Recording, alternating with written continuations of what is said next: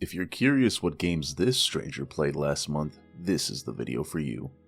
I recently came across a YouTuber named Raz and his monthly gaming recap videos, and they inspired me to do my own. So join me as I kick off my own recaps. I've played countless Pokemon games and ROM hacks, so people found it odd that I never got around to playing Pokemon Colosseum. What I found was a wildly different experience from the mainline games, and honestly, it was mostly for the better. In this game, you play as Wes, a former member of Team Snag'em, who starts the game by blowing up their base, stealing the Snag machine, and escaping to the Ore region. The big thing about Ore? There are no wild Pokemon. The only way to build your team is by using the Snag machine to steal Shadow Pokemon, which are Pokemon that are corrupted by the evil organization, Cypher. I found it to be an interesting mechanic, but personally, it left a lot to be desired. The Pokemon selection felt limited, and I really disliked that only one location in the whole region sold Pokeballs. Shadow Pokemon also have their own drawbacks, like the fact that they can ignore commands until you purify them. As you uncover Cypher's plans, Wes battles through Colosseums, which act as this game's version of Pokemon gyms. Oh, and did I mention, every battle is a double battle. The AI actually uses gimmicks and smart battle strategies, making it more difficult than most vanilla Pokemon games. I really enjoyed the grittier tone of the story, the unique setting, and the characters. Wes isn't a goody two-shoes, but he still takes on Cypher. And let's be real, he just looks cool. That said, I don't see myself replaying this game. The lack of the physical special split is brutal, and the grind-heavy nature of the game made leveling up a chore. I'm not sure if I want to give Pokemon XD a try either after playing this one. Still, Colosseum was a fun time. It has fantastic character designs and unique mechanics. I recommend everyone give it a shot at least once, just to experience how different it really is. Anyone else play Bioshock Infinite before the first two games? Or was that just me? I finally decided to change that last year and complete the trilogy in proper order. But after roughly 10 years since I last played Infinite, I wanted to see how it held up. The game starts off in a familiar way, with a lighthouse, but unlike the first Bioshock, where you descend into Rapture, in this one you ascend to the breathtaking Columbia. Even today, the vibrant colors and intricate details made it a sight to behold to me. The beautiful nation holding such ugly secrets at every turn gives you plenty of reasons to explore it. Gameplay-wise, it sticks closely to what you'd expect from the series, but introduces a few welcome twists. The Skyhook is the game changer, adding mobility and verticality that I grew to appreciate more as I played. The best part? You're invulnerable while using it, which lets you get out of sticky situations with some well-timed movement. Of course, you've also got new powers from your plasmids, Vigors. While they aren't as creepy in design as the original plasmids, they feel incredibly powerful, making combat more fluid. But the thing that truly sets Infinite apart is Elizabeth. Your companion isn't just standing around, she actively helps you. Need ammo, health, rifts, even money? Elizabeth's got you. She makes combat feel dynamic while never getting in the way. Compared to the first two Bioshock games, I found Infinite to be a bit easier.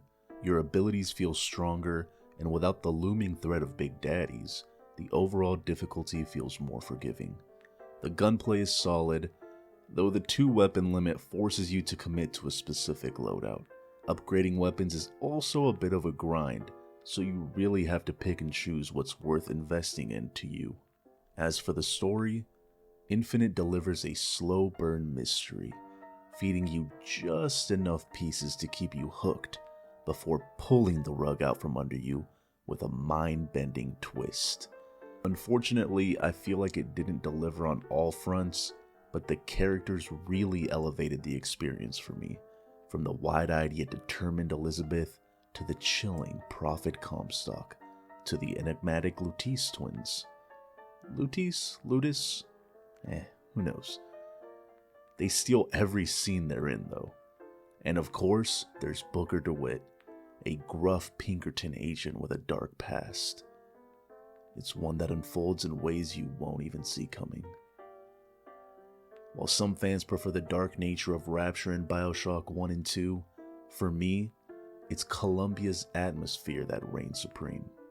Even after all these years, and even after finally playing the other two games, Infinite is still my favorite in the trilogy. I wrapped up the month by diving into Asura's Wrath, a game that somehow slipped past me during the PS3 era. I came up with an idea where a streamer would challenge me to play 3 games I had never experienced before, and my friend Jay Eternal picked this one as one of his selections. The game follows Asura, a hot-headed demigod with a single defining trait. He loves punching things.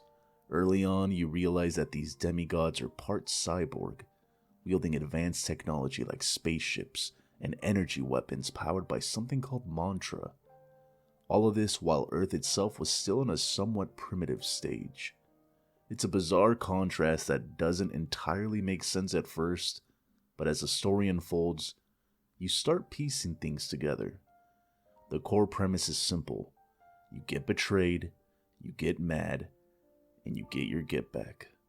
Asura's Wrath blends button-mashing beat-em-up combat with cinematic quick-time events, or QTEs for short. The gameplay follows a rhythm.